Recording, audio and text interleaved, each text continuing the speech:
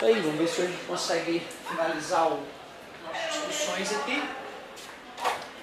Não sei se a física D eu vou conseguir falar das últimas duas aulas, mas a física C nós vamos conseguir encerrar no volume 11. E vai ser uma parte bonita aí que vai responder um monte de questão aí que costuma cair nos vestibulares. O que nós sabemos de eletromagnetismo até agora? Eu sei que corrente elétrica gera campo magnético, o Ørsted mostrou isso pra gente. Nós sabemos até calcular esse campo magnético. Pode ser por fio reto, μ0i sobre 2πr. Pode ser espira, é o fio enrolado numa circunferência. No centro da espira dá para calcular o campo magnético através dessa relação matemática. E solenoide, que é quando eu pego n espiras e enrolo. Essas são as fórmulas importantes que nós vimos para calcular campo magnético gerado por uma corrente elétrica. Porém, nós já vimos também que se uma carga elétrica se movimenta dentro de campo magnético, ela pode sofrer a ação de uma força. Força eletromagnética. Essa força depende do campo magnético, depende da carga e da velocidade, e também depende do ângulo. Esse seno mostra que quando for 90 graus a força é máxima, e nós temos o MCU. E quando for um ângulo menor que 90 graus a força não é máxima, nós temos movimento helicoidal. Certo? Se o ângulo for zero, paralelo, não tem força eletromagnética, MRU seria a trajetória dessa partícula carregada. Como um fio tem partículas carregadas dentro de si, se um fio estiver imerso em campo magnético, ele sofre a ação de uma força, π seno de alfa. Se um fio está próximo do outro, um fio com corrente elétrica gera campo magnético em cima do outro, o outro vai ter cargas elétricas inércias em campo magnético, vai sofrer uma força de um fio sobre o outro. Quando uma carga entra paralelamente a um campo magnético, ele não vai alterar sua velocidade, não vai mudar nada? Quando uma carga entra paralelamente a um campo. Não vai mudar nada, ele vai sentir como se não tivesse nada ali em volta dele, não vai sentir a presença do campo, exatamente. E nós vimos também que se dois fios estiverem próximos um do outro, um gera campo magnético em cima do outro e dá para calcular a força, atração ou repulsão entre esses dois fios, que na verdade é só unir esta fórmula com esta. Jogar esta aqui dentro desta, ficaria μ0, I1, I2 vezes L sobre 2πr, considerando que eles estejam paralelos um ao outro. I1 e I2 são as correntes nos fios, L o tamanho dos fios que estão paralelos, um ao lado do outro, e R a distância entre eles.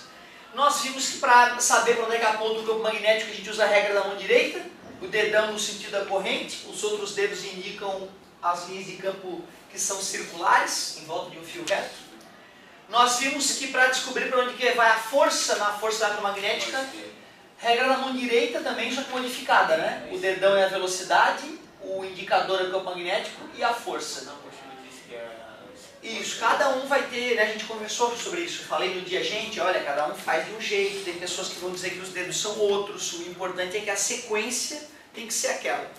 A regra da mão esquerda o aluno levantou porque eu falei que se a carga for negativa, a força vai apontar para o sentido oposto, então tu podes usar a mão esquerda, e eu brincava, eu não sou bom com a mão esquerda, eu vou fazer com a mão direita, e já quando a minha partícula for negativa, eu imagino a força saindo atrás desse dedo do meio. Na mão esquerda, quando eu vi na apostila, falava que a diferença seria a carga, que no caso da velocidade, além de ser o dedão ser para cima, seria para baixo. Bacana. É por isso que eu não gosto dela.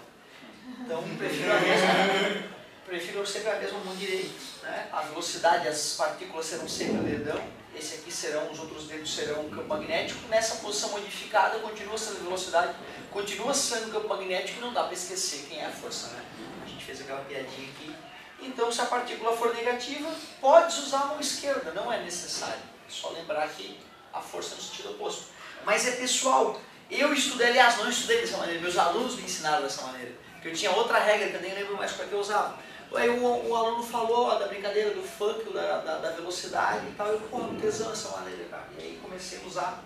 Mas a gente aprende quando a gente bota a bunda na cadeira e estuda. Esse momento, como a gente já discutiu, é um momento burro e arcaico. A aula desse jeito é uma merda. Tua aula é boa, professor? Não, minha aula é um lixo e isto é arcaico. Não é assim que se aprende. Lembra? No primeiro dia de aula eu te falei isso. Se tu passasse todo o tempo que tu ficou com a bunda na cadeira na minha aula estudando, tu terias aprendido muito mais física do que assistindo as minhas aulas. Isso é fundamental que tu aprenda para a tua vida. E qual é outra matéria que é assim? Todas.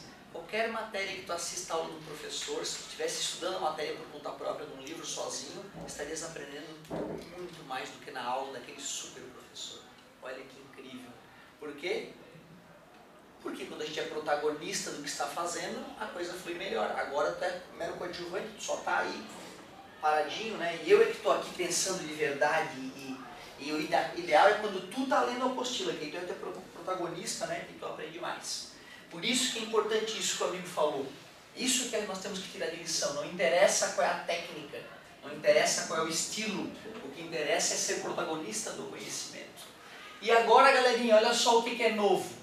Novo, isso aqui é novo, tudo isso aqui é velho, mas eu sei que para alguns de vocês isso parece grego, porque eu sei que alguns de vocês não estudaram isso e nunca vão aprender o eletromagnetismo se não estudarem. Mas vamos lá, um momento arcaico aqui para te estimular a estudar, que não é aqui que tu vai aprender quando for fazer o exercício ou revisar a matéria. Se corrente elétrica gera campo magnético, a galera começou a pensar, olha, talvez campo magnético possa gerar corrente elétrica, já que a natureza é tão simétrica. E o cara então que descobriu que de fato isso poderia acontecer foi Faraday. E hoje nós temos a lei de Faraday para poder entender isso melhor. Só que antes de explicar a lei de Faraday, eu preciso te explicar outras coisas. Primeiro, fluxo magnético. Magnético. Eu tenho certeza que tu nunca viu um campo magnético. Talvez tenhas visto a ação do campo magnético, por exemplo, as limalhas de ferro lá na Feira de Ciência, né, se retorcerem próximo de um campo magnético, mas tu nunca viu o campo magnético porque o teu olho não vê, né, só campo magnético, ele vê radiações eletromagnéticas e uma pequena frequência delas. Por isso, eu primeiro, antes de falar o que é fluxo magnético, eu queria que tu imaginasse comigo o que é fluxo de água, porque água tu já viu. Para entendermos o que é fluxo de água, eu queria que vocês imaginassem um riozinho, mas observem, parece que está ondulada a correnteza no rio. Então eu não quero um rio idiota como esse, um rio com correnteza ondulada, eu quero um rio que não exista, um rio de correnteza perfeita, um rio onde as moléculas só andam para frente. E eu que tenho um bambolê. A pergunta é, vocês concordam que dependendo da maneira como eu mergulhar o bambolê na água do rio, mais ou menos água pode fluir por dentro do bambolê? Sim. Meu Deus, é uma coisa óbvia, qualquer criança pode saber disso. Se este meu rio perfeito, a água dele é para lá que ela flui, e ela flui perfeitamente reta para lá.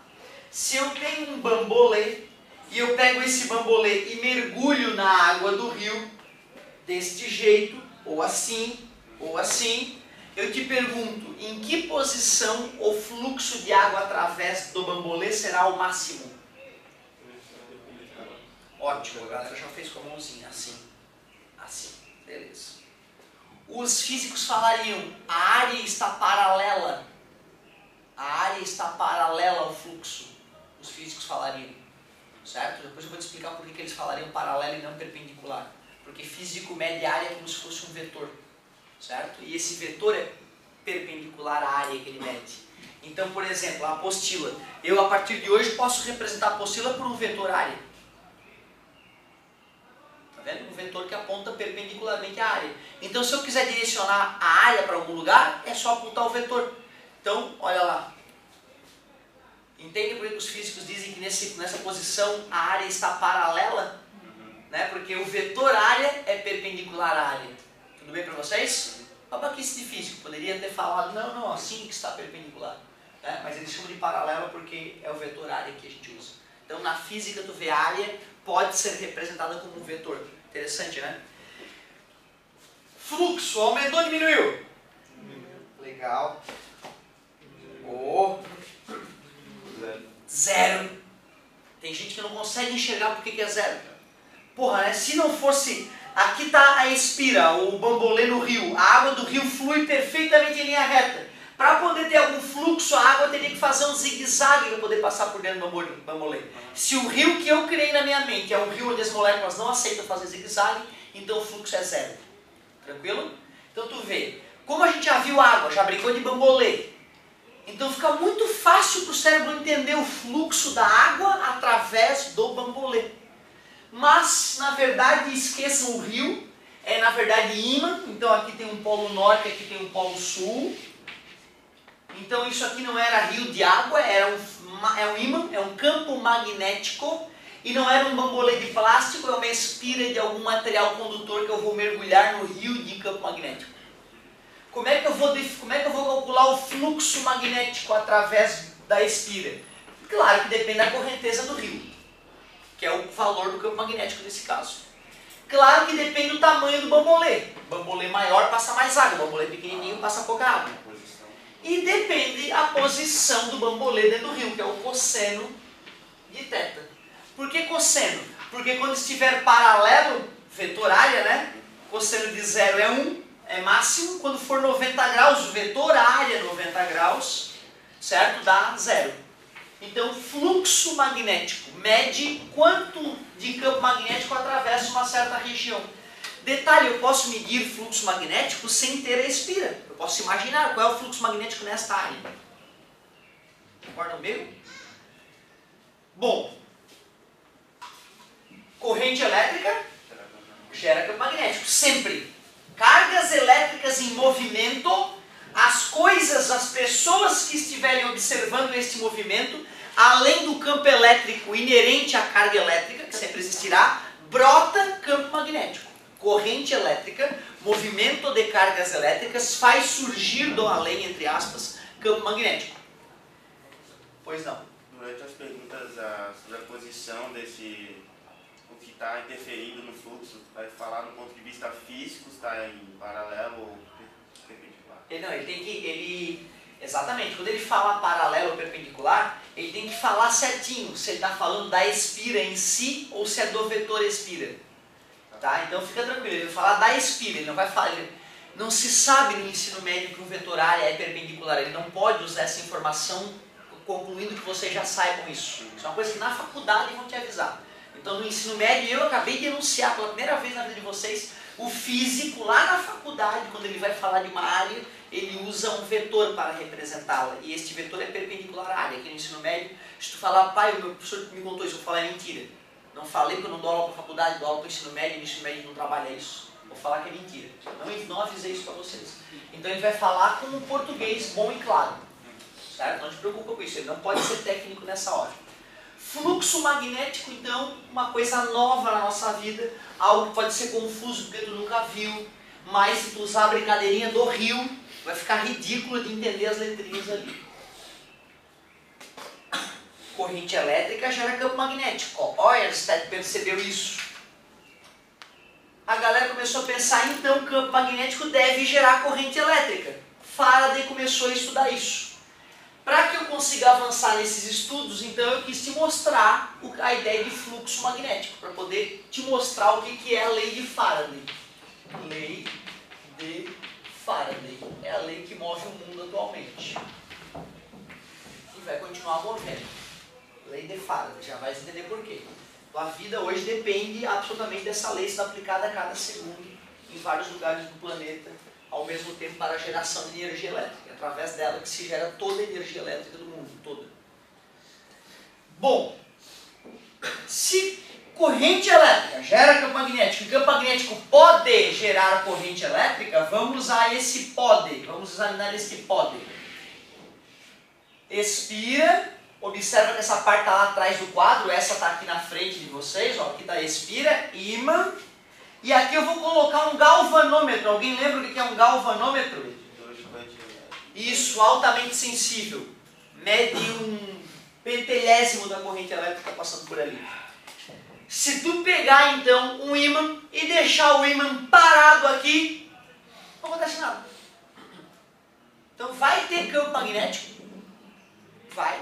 Claro, porque tem um ímã, então vai ter campo magnético, ímã é um criador de campo magnético. E mesmo assim aqui no galvanômetro não acontece nada. Zero. Porém, basta eu afastar ou aproximar, ou seja, mexer um em relação ao outro, a corrente elétrica aparece. Ou seja, não interessa se tem fluxo magnético ou não tem. Não é o fluxo que faz uma corrente elétrica ser induzida no fio. O que faz a corrente elétrica aparecer no fio é a variação do fluxo magnético. Ele aumentar ou ele diminuir. Quando ocorre uma variação do fluxo magnético num circuito elétrico fechado, haverá uma corrente elétrica induzida neste circuito. Qualquer, assim, já que é afastar e aproximar que precisa, e não vamos botar um cara fazendo isso, vamos botar um eixo nesse ímã, e vamos botar uma caixa d'água, uma cachoeira para bater nesse eixo, numa hélice, e aí pronto, vamos deixar o ímã girando lá dentro. Se ele estiver girando, o polo norte vai estar apontando uma hora para um lado, outra hora para o outro. O fluxo magnético uma hora vai ser para um lado, uma hora vai ser para o outro. Por isso que todo gerador de eletricidade tem a ver com rotação, porque lá dentro tem que ter um imãzinho maluco girando e um monte de fio enrolado. Claro que não vai ser uma espira só, né? Vão ser várias espiras nos nossos geradores, certo? Então olha só o que diz a lei de Faraday. Peraí, se tem corrente elétrica é porque tem uma força o que é que gera corrente elétrica nas baterias, vocês lembram? Força eletromotriz. Então olha o que diz a lei de Faraday. Que a força eletromotriz induzida num circuito elétrico é igual à variação do fluxo magnético com o passar do tempo. Só isso. A voltagem que brota no fio depende da variação do fluxo magnético com o passar do tempo. Do que depende o fluxo magnético? Do campo magnético, da área e do ângulo que esse campo faz. Ou eu vou ficar mexendo no campo magnético, o que não dá para deixar o ímã mais forte ou mais fraco, do além. Ou eu vou mexer na área da espira, pouco prático, ficar a espira aumentando e diminuindo, o fio vai ter que mudar de tamanho, partes móveis mais complicadas. Ou eu mexo no ângulo, ridículo, vou mexer no ângulo, boto um eixo, boto um ímã gigante, boto o vento para girar o ímã, gerador eólico. Boto uma turbina movida a vapor d'água, gerador termoelétrico. Se for a origem para aquecer água nuclear, usina nuclear. Mas toda a geração de energia do mundo é ímã sacudindo em volta de fio enrolado. A variação do fluxo magnético induz uma corrente elétrica. Lei de Faraday. Só tem um detalhe, tem um menos aqui. Só que este menos é outra lei, é a lei de Lenz. Procurem. O menos da fórmula da lei de Faraday é outra lei, é chamada lei de Lenz. Olha que bonita que é essa lei de Lenz, cara. Ela falada, ela é toda confusa, ela falada. O sentido da corrente induzida é tal que gera campo magnético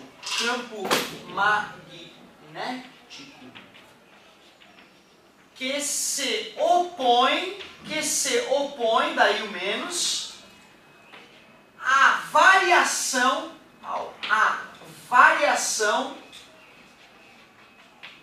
do fluxo que a originou. Tá, e na verdade eu acabei de falar ela assim, duvido que em outros anos eu tenha escrito ela exatamente dessa maneira. Então seria interessante a gente entender o que essa lei quer dizer. Eu não queria que tu decorasse ela, eu só queria que tu soubesse responder. Por exemplo, se eu aproximo esse ímã dessa espira, para onde é que é a corrente elétrica? Se é para cima ou se é para baixo? É isso que a lei nos permite concluir, certo? Olha que bonito que vai acontecer aqui então. Olha que bonito que vai acontecer aqui. Tem duas maneiras, tá, galera, de tu matar essa história da lei de Lenz. Eu vou fazer dos dois jeitos, aí tu escolhe a tua, ou faz dos dois para garantir. Para onde aponta o campo magnético aqui? Bem próximo aqui do ímã. Para frente ou para trás?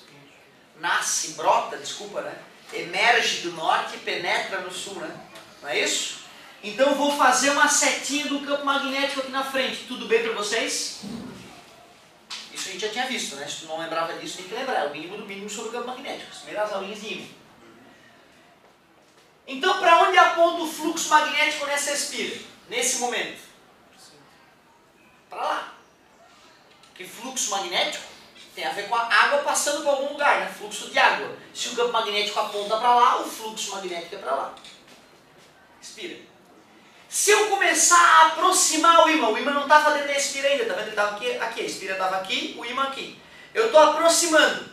Quando eu me aproximo, o que aconteceu com o fluxo magnético lá dentro? Aumentou ou diminuiu?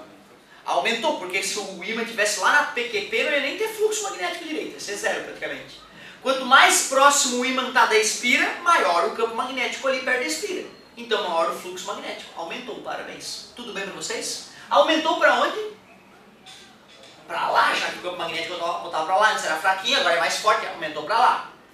O que a lei de Lenz diz? Que o sentido da corrente induzida, que é o dedão, a corrente elétrica, lembra? É tal que gera campo magnético, então corrente elétrica gera campo magnético, regra da mão direita, que se opõe à variação do fluxo que a originou. O fluxo que vai fazer a corrente elétrica brotar na expira aumentou para lá, não é? Então eu vou fazer a corrente induzida se opor.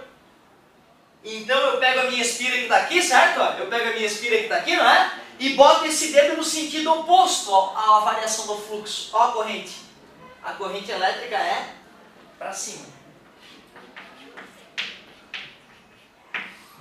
Porém, imagina que eu cheguei bem perto da espira.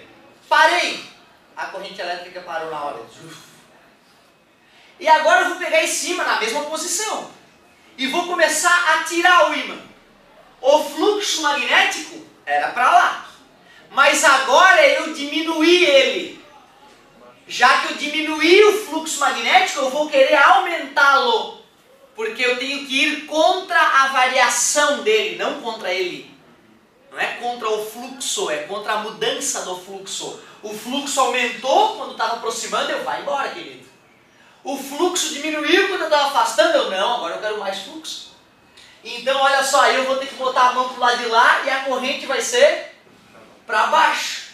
Por isso que a corrente elétrica do mundo é alternada, porque o ímã uma hora está girando para um lado, voltando, girando, e é por isso que a corrente elétrica do nosso fio é para frente e para trás. Então, olha que interessante, tem tudo a ver com a lei de Lenz, a corrente alternada.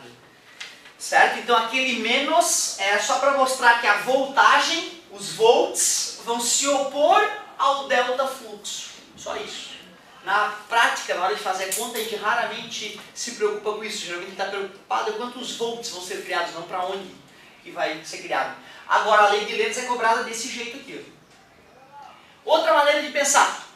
Outra maneira de pensar, que aí fica muito mais prático, não precisa ser tão filósofo aqui. Ó. Deixa eu fazer a minha espira de novo, só quero fazer ela de um jeito que vocês percebam, né, que aquela parte está lá atrás e essa parte está aqui na frente.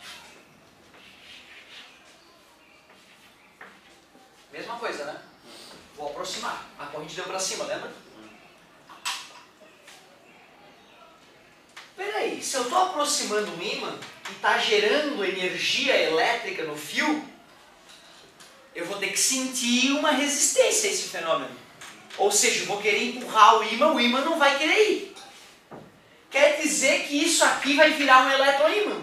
Para poder repelir esse ímã, os opostos, os iguais se repetem, tem que aparecer um polo norte do lado de cá e um polo sul do lado de lá. Se isso aqui é um eletroímã e o polo norte está aqui e as linhas de campo emergem do norte, então tem que ser assim, emergindo do norte e penetrando no sul. Corrente elétrica para cima. É muito mais facilzinho de repente pensar dessa maneira. Eu gosto da outra maneira, eu sempre penso da outra maneira para a gente poder ir bem na lei de Lenz mesmo, mas fica bem gostoso assim pensando no eletroímã. É só tu imaginar que a tua espira tem que ser um eletroímã e que vai ou repelir ou atrair o ímã que está sendo aproximado. Se estava se empurrando, vai repelir. Se está puxando, vai atrair. Quando eu começar a puxar esse ímã para cá, para poder atrair o polo norte, tem que ter um polo sul do lado de cá e aqui um polo norte. Já que as linhas de campo emergem do norte e penetram no sul, a corrente elétrica tem que ser para baixo. Certo? Então, duas formas de tu determinar a corrente, o sentido da corrente induzida. É a lei de Lenz, que tem a ver com aquele sinalzinho na lei de Faraday. Mas tu vê, cara, ó, tem exercícios mil sobre isso, é confuso, tá? Isso aqui chega uma hora que, não entendi, vai fazer, não fecha, o cara fica meio nervoso. mas da próxima vez que a gente for corrigir exercício, tá, entendi que eu estou me confundindo, fechou? Então tu vê, cara, hoje aconteceu coisa nova, cara.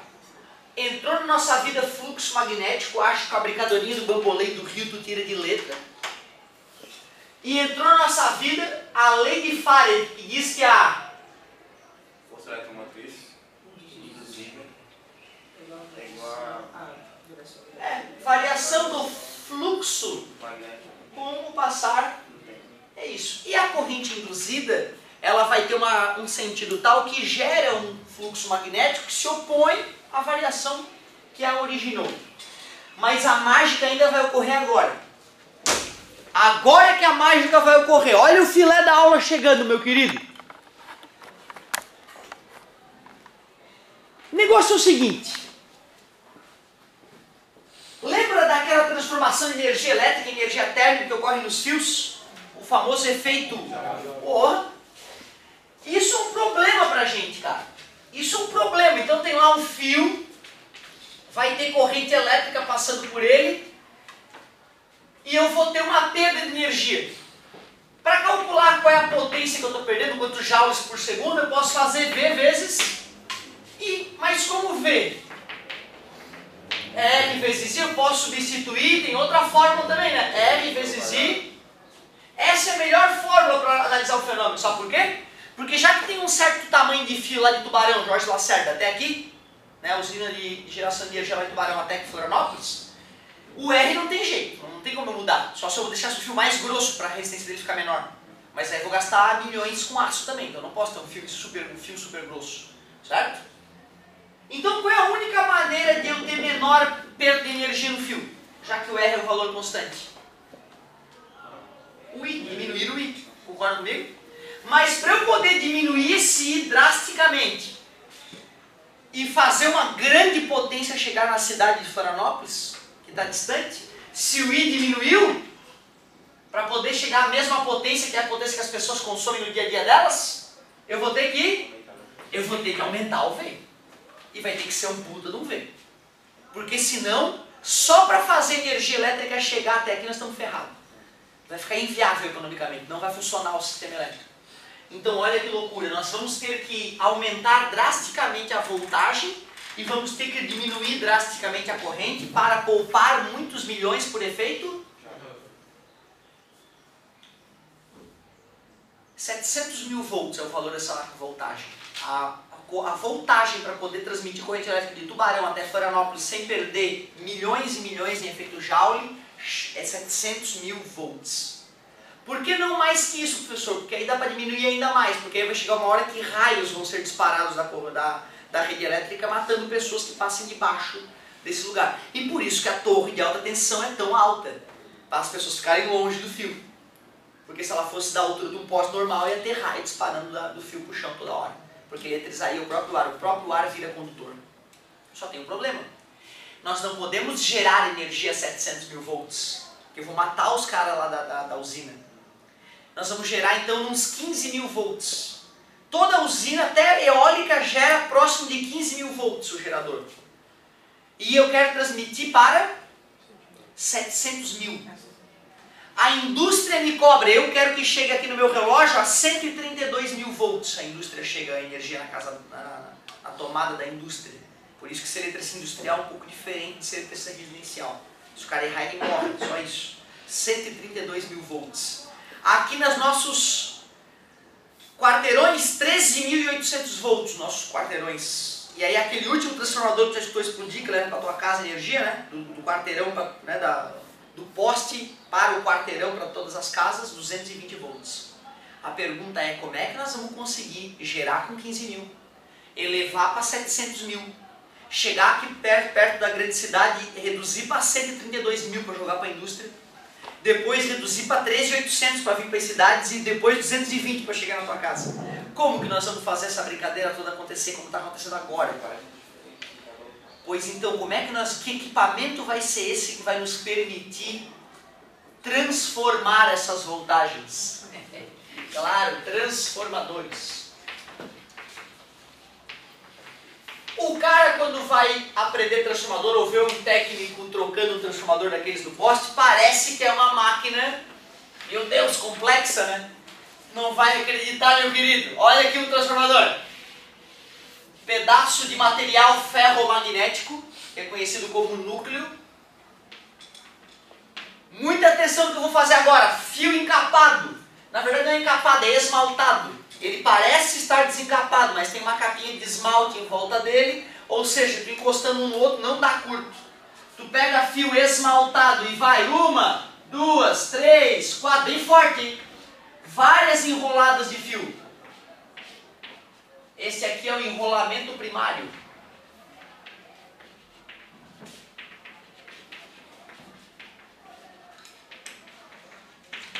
O fio está encostando metalicamente com o núcleo de ferro?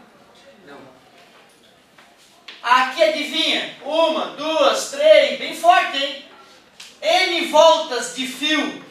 Fio de que tipo? Esmaltado. 1, 2, 3, N1 voltas. 1, 2, 3, N2 voltas de fio. Pronto. Se aqui tu faz 1000 voltas e aqui 10.000 voltas, tu bota aqui 10 volts, lá sai 1000 volts.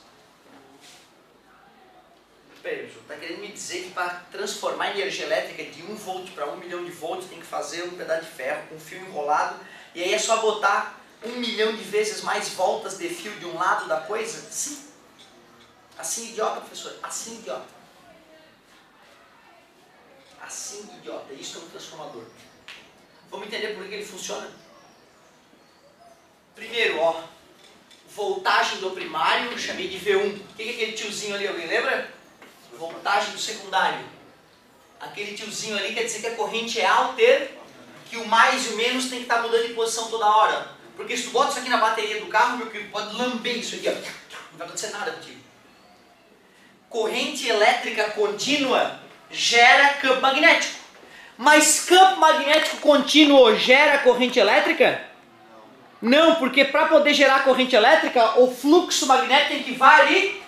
Ou seja, botou uma pilha aqui, a pilha vai gerar corrente elétrica, vai ter campo magnético, o campo magnético vai ser constante e aqui não vai acontecer nada. Transformador só funciona para corrente alternada. Se eu boto aqui na tomada uma corrente alternada, a corrente elétrica fica para um lado e para o outro, o campo magnético fica indo para um lado, e aí, já que ele está variando com o passar do tempo, aparece uma voltagem alternada aqui. Então, primeiro, transformadores só funcionam com corrente elétrica alternada. Bota na bateria do carro, não acontece nada, morreu o transformador, não funciona. Tá beleza? Bom, o que diz o nosso Faraday mesmo? Que o fluxo magnético variando com o passar do tempo gera uma... que é voltagem, não é? Então, olha o que eu vou fazer, vou chamar esse E de V, para ficar mais familiar, tudo bem? E isso aqui é para uma espira, mas eu não vou usar uma espira só, eu vou usar N. Então a fórmula vai ficar levemente alterada. Se a fórmula funcionava para uma espira, para N espiras o efeito fica multiplicado por N. Tudo bem para vocês? Está multiplicando, passa. V sobre N é igual a menos a variação do fluxo com o passar do tempo. Eu estou supondo que esse transformador seja o transformador ideal. Ou seja, todo o fluxo magnético gerado no enrolamento PRI vai ser aproveitado no enrolamento. Obrigado. Não seria aproveitado do efeito? Não, na verdade é o seguinte, lembra as linhas de campo? As linhas de campo elas são safadinhas, algumas delas vão vazar para cá, ó. Como esse material é ferromagnético, a maioria delas vão se agrupar e vão vir pelo núcleo magnético. Por isso o material núcleo aqui. Detalhe, esse núcleo não é obrigatório. Por isso que o mágico chega lá no espetáculo dele com uma lâmpada, certo? E acende a lâmpada aqui no ar. Oh. E não é uma lâmpada mutreteada, é uma lâmpada de verdade. Ele está acendendo a lâmpada de verdade. Como é que é? Ele é mágico de verdade? Não. Ele na verdade tem uma bobina dessa, um enrolamento desse atrás da parede, ligado na tomada, e no paletó dele tem outra bobina. Fio enrolado, porra, fio enrolado. Aí o fluxo magnético pelo ar vem, atravessa a bobina dele e gera uma voltagem na bobina dele, no paletó dele. E tem os contatinhos metálicos, a galera não vê, ele encosta a lâmpada, acende de maneira mágica, mas não, está transmitindo energia elétrica pelo ar. Né? Isso é absolutamente tranquilo. Então, isso aqui é só para melhorar o aproveitamento do gerador, do transformador, perdão. Certo? É o núcleo que faz o transformador ser tão pesado. É o núcleo que faz o transformador ser tão pesado. E os vários fios, as várias voltas de fio, né? Pega várias, né? 1000, 10.000, dependendo do número de voltas de fio que tiver ali, é bastante metal, por isso. E ele explode pela mudança da corrente. Não, ele explode pelo seguinte, chega uma hora que a corrente elétrica aqui passando é tão alta, começou a gerar um aquecimento tão grande aqui, muito além do que ele foi projetado, e tem forças elétricas aqui, né? Uma bobina empurra a outra, por isso tem que ser tudo muito bem amarrado. Essas forças são enormes. Chega uma hora que ele está sobrecarregado, excesso de corrente elétrica, muito efeito Joule, esquentou demais e tem forças querendo jogar ele para um lado e para o outro. Chega uma hora que as forças são tão brutais que partem mecanicamente o bicho mesmo. Então pode voar peças pelos ares, inclusive. É a força eletromagnética atuando nos fios, aquela força do Bill lá, lembra? É isso aí mesmo, né? Por isso que ele rebenta. Por estar sendo usado, está sendo, né? A gente está colocando muito mais cargas aqui do que deveria. Então as forças envolvidas entre essas bobinas são muito maiores do que foi projetado. Por que isso acontece? A Celeste ela sabe quantas pessoas vão se conectar a cada um desses. Então se alguém vai lá e pede uma nova conta de luz, ele sabe, ó, naquele quarteirão agora podemos ainda receber mais 1000 famílias, porque senão vai dar merda. Aí a galera vai pedindo, ó, agora mais 100 famílias chegaram lá, nós estamos fodidos. Manda o técnico lá trocar o transformador daquele quarteirão. O cara vai lá e troca. Só que se o cara faz gato, a Celeste não sabe o que está acontecendo. Então, bum, quando explode naquele pode ter certeza, ó, o número de gatos ultrapassou o que a Celeste podia suportar naquele quarteirão. Certo? É isso aí. Claro que tem, né? Pode ser um defeito de fabricação, né? Tem outras coisas, pode cair um raio. Mas, via de regra, quando ele explode é excesso de gato. Pessoal, então peraí, peguei a lei de Faraday, simplesmente botei um N porque não era para uma volta de fio, são para N voltas de fio, nada demais. E se eu estou considerando que esse transformador é perfeito, ou seja, que todo o fluxo magnético gerado no primário atravessa o... Então eu posso dizer que a variação do fluxo no primário com o passar do tempo é igual à variação do fluxo no secundário com o passar do tempo. Posso botar menos dos dois lados, tudo bem para vocês? E aí vai ficar o quê? V1 sobre N1 é igual a V2 sobre... Pronto. É assim que se transforma a voltagem, contando o número de voltas de fio. Aí, claro, numa fábrica de transformadores, né? Ou melhor, vamos pensar assim, numa bodeguinha ali da esquina onde o cara conserta transformadores, o cara tem uma máquina lá, onde ele coloca o fio esmaltado, encaixa o núcleo do transformador e uma manivela. E ele fica manivelando a porcaria, a coisa fica girando, enrolando firmemente até tantas voltas de fio, ele passa umas fitas para deixar a coisa bem em cola no final e tal. Mas é isso, cara. O cara faz 1000 voltas aqui e 250 voltas aqui. Tudo bem? Bota 1000 volts. Quanto que vai vir aqui? 250 volts. 4 vezes menos volta, 4 vezes menos voltagem. E ainda mais quando eu coloquei 1000 voltas, 1000 volts, né? Ficou uma volta para 1 volt. Aí ficou fácil de imaginar, né? E a corrente?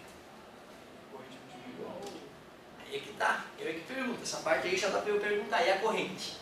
Vamos pensar primeiro o seguinte, ó. Tem transformador e elevador. O que seria o transformador e elevador? Vamos fazer essa classificação agora aqui então.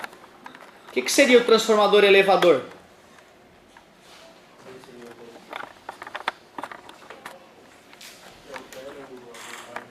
Para mais, né? Elevador. Para que um transformador seja elevador, o que deve acontecer com o número de espiras? Vai ter mais voltas. N2, então N2, o número de voltas do secundário maior que N1. O transformador redutor de tensão. N1 maior que N2. Tudo bem para vocês? Já que, se eu estou considerando ele perfeito, eu estou dizendo que toda a potência que chega no primário é aproveitada no... Só que potência é V vezes I. Então quer dizer que no elevador, quando eu aumento quando N2 é maior que N1, V2 vai ser maior que V1. Lembra daqueles 3 pontinhos? Vocês lembram o que significa? Portanto, obrigado. Portanto, V1 é maior que V2. Não é isso? E já que a potência V vezes I antes tem que ser igual à potência depois, V vezes I, Quando o V2 fica maior que V1, para poder compensar a multiplicação e continuar dando igual? Isso, então quando o V2 aumentou, o I1 vai ter que aumentar. Então o I2 fica menor. Ah, então peraí, o transformador que eleva a voltagem reduz a corrente obrigatoriamente. Por isso que quando a gente gera com 15.000, a gente usa elevadores para 700.000 volts, para a corrente cair lá para baixo e perder muito pouco por efeito Joule. Interessante, né? Essa é a ideia. Quando eu aumentei a voltagem, a corrente então diminuiu. Certo? Essas perguntas eles podem fazer para vocês. Show de bola. Mas tu vê, olha lá a fórmula do gerador. V1 sobre N1 igual a V2 sobre N2. Essa é a fórmula dos transformadores, aliás. Transformadores. Bem tranquilinho, né, cara? Não dá pra gritar, né? Não dá pra gritar que é só isso. Claro que o técnico da Celeste, ele nem abre esse transformador, né, galera? Ele pega os 2 fiozinhos, ou 3 fiozinhos que saem lá pra ponta, porque às vezes são 3 fases, né? Então tem 3 enrolamentos, né? Tem 3 primários e 3 secundários. Então tem 3 saídas, né? 3 entradas e 3 saídas ali, né? Ele vai lá com os equipamentos dele, ele só tem que desconectar da rede elétrica, tirar o velho, né? Subir na escada, lá tirar os parafusos, aí bota o outro, pega os 3 fiozinhos, engata e deu. Se bobear, ele nem lembra como é que funciona o transformador. É importante saber disso. Às vezes o cara olha o técnico, tal. Apertar parafuso. Né? Eu acho que ele manja alguma coisa do que está acontecendo de fato ali dentro. Não, ele é uma mera peça para ir lá, apertar e desapertar. O cara que manja foi o cara que projetou o transformador. Né? E claro que ele fez isso, não foi na mão, foi com um computadorzinho também, com um programinha, tudo bonitinho. Mas é aquele cara que entende realmente o que está acontecendo lá. O resto, só aperta os parafusinhos. Te falei, né? Meu notebook deu pau, né? Eu fui trocar o HD. Gastei 300 pila, vi um videozinho no YouTube e troquei. E enquanto tu vai lá, amigo, vai na Sony lá e manda trocar. Quanto é que é pra trocar? Não, isso aí uns 2 pau talvez, né? E custa 300 reais. E para trocar em si, precisa tirar 4 parafusos e apertar 4 parafusos. Ou o cara pensar, o cara é técnico no notebook. Meu Deus, o cara manja de notebook. Não. Ele manja em apertar e desapertar parafuso no notebook. Ele jamais abriu uma peça de notebook. Ele não faz a menor ideia como as peças do notebook funcionam, na verdade. Nem eu faço direito. Né? Imagina se o técnico vai fazer. Beleza? Então é importante lembrar disso. Às vezes vale a pena mesmo um videozinho no YouTube, né, galera? Uma estudadinha e economizar um ano. Muito bem. Ô, galerinha, que mais? Agora que nós conhecemos a lei de Faraday e entendemos um pouquinho sobre os transformadores, tem uma coisa legal pra gente, um passo final que a apostila fez aí pra gente discutir. O que a apostila fez? Ela pegou a fórmula do transformador e já juntou com essa aqui, ó. Vê se tu concorda comigo. V1 sobre V2 vai ficar igual a I2 sobre I1. Certo? V1 sobre V2 fica igual a N1 sobre N2. Então, juntando tudo, V1 sobre V2, que é igual a N1 sobre N2, é igual a I2 sobre 1. A apostila fez isso, eu não gosto de fazer isso. Certo? Mas ela fez isso, não vai pensar que é uma fórmula do além nova, né? Que a gente não trabalhou ela, é a mesma coisa que a gente fez. Ela só já juntou. E para finalizar o eletromagnetismo, o último fenômeno que a gente tem que discutir, além dos transformadores, que a gente acabou de falar, seria aqui, ó. Olha que legal essa ideia. Vou pegar aqui um campo magnético que está penetrando no quadro, ou seja, polo norte aí com vocês, polo sul lá atrás do quadro, tudo bem? Vou pegar uma fitinha aqui metálica, do tamanho L, e vou começar a empurrar ela para lá, com uma certa velocidade. Tudo bem para vocês? Se eu sei que tem cargas elétricas livres para se moverem nesse fio, e elas vão ter que se mover junto com o metal, já que eu estou movendo ele para lá, imagine que tem cargas elétricas positivas ali. Campo magnético, olha lá para onde é que ela vai ser empurrada. As partículas positivas vão ser empurradas para cima e vão começar a se empilhar aqui. Na verdade verdadeira, nós sabemos que o que vai acontecer é que os elétrons vão ser empurrados para baixo. Então olha que loucura, cara. Só de movimentar uma coisa metálica num campo magnético, aparece alguma coisa ali. Bom, vai chegar uma hora que vai ter tanta carga acumulada ali que vai ter um campo elétrico empurrando as partículas de volta para o seu lugar. Já que os opostos, os iguais.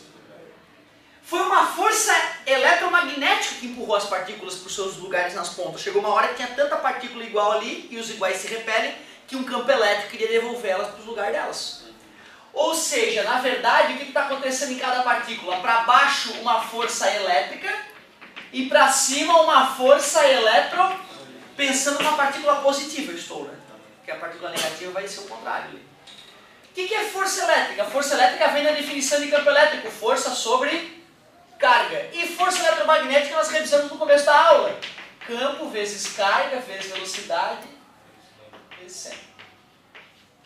Nesse caso o campo é perpendicular à velocidade das partículas, sendo de 90 é 1. Então ficaria força elétrica igual a força eletromagnética. Campo sobre carga é igual a campo magnético, carga vezes velocidade. O que eu quero? Aqui está totalmente errado. Eu coloquei no lugar do campo, ó. É o F, então está dividido, passa. Tudo bem? Vezes Q. E agora sim vai acontecer o que eu queria. Corta as cargas. E tem mais. Vocês lembram que quando o campo elétrico é constantezinho, imagina a placa carregada positivamente, placa carregada negativamente, aqui dentro o campo é do tipo Quando o campo é uniforme, existe uma relação entre campo elétrico e voltagem. O campo elétrico vezes a distância é igual a voltagem, vou chamar de força eletromotriz para não confundir com V de velocidade. Usando essa relação, para finalizar, vou isolar o E. Vou pegar o epsilon, força eletromotriz, o D está multiplicando, passa. Esse D, na verdade, é esse L, né? É esse tamanho dessa barra. Né? A placa positivamente carregada e a negativamente carregada. Como eu quero trocar o campo elétrico, vou colocar E sobre L, então, ali. E sobre L, onde L é o tamanho da placa. E o que eu queria mostrar para vocês é que a voltagem que eu vou ler daqui para cá vai depender e do tamanho da barra. Olha que legal. Então isso é uma experiência bem famosa na física. O cara bota um voltímetrozinho aqui, bota essa placa para se deslocar em várias velocidades, mede, faz a experiência e confirma que dobrando o campo magnético dobra a voltagem, triplicando o campo magnético triplica a voltagem, dobrando a velocidade dobra a voltagem, triplicando a velocidade triplica a voltagem, o dobra o tamanho dobra a voltagem, triplica o tamanho triplica a voltagem. E aí no laboratório tu faz esse mapeamento em todas as situações, né? Para tu realmente começar a acreditar um pouco melhor nas relações matemáticas que a gente desenvolve aqui. Eu diria que essa, deixa eu ver se é isso mesmo, essa foi a última formulazinha dessa aula aí que valeria a pena estar lá ela, B vezes L vezes V, na página 7. Falei, e agora é isso aí, galera, é fazer exercício. A parte de eletromagnetismo que a gente tinha para estudar era isso, agora é fazer exercício. É uma matéria nova, é normal a gente dar uma travada num exercício ou no outro quando começa uma matéria nova, mas daqui a pouco a gente vai estar bem confiante aí para avançar no eletromagnetismo. Vou fazer exercícios para vocês agora. Quanto tempo eu tenho? Beleza! Uhul! Fala, meu querido. A força eletromagnética seria de repulsão entre as cargas positivas? Não, a força elétrica seria a repulsão entre as cargas positivas. A eletromagnética é o que fez as partículas negativas, na verdade, irem para baixo, né? Porque cargas elétricas em movimento, imersas em campo magnético, sofrem a ação de uma força, que é chamada eletromagnética. Então a força eletromagnética é que fez os elétrons descerem, na verdade. E por isso que ficaram prótons solitários aqui em cima, né? Velocidade das partículas, já que elas estavam presas em volta do átomo, elas estavam se deslocando para frente junto com a barra. Velocidade. O campo magnético era penetrando no quadro. Se as partículas positivas vão ser empurradas para cima, o que significa que as que realmente estão livres para se mover, os elétrons, vão ser empurrados para baixo. Então é a força eletromagnética que empurrou os elétrons para baixo. Eles foram se apilhando ali sim, né? E já que tem uma carga elétrica ali, outra carga elétrica negativa vai ser repelida quando tentar se aproximar. Então foi se acumulando e no começo se acumulou por quê? Porque a força eletromagnética vencia a força elétrica. Chegou uma hora que elas começaram a se equilibrar. E aí eu fiz o cálculo do momento de equilíbrio. Ou seja, depois de alguns segundos que tu começou a movimentar a barra com uma certa velocidade do campo magnético, vai se estabilizar a situação. E na hora da estabilidade, esta relação matemática funciona. Então no início da barra essa relação não ia funcionar. Não, vai ter corrente elétrica, inclusive. Ótima tua colocação. Né? Isso aqui, então, é válido. É que na verdade, assim, eu falei segundos, mas na verdade demoraria microsegundos para a estabilidade ocorrer, entendeu?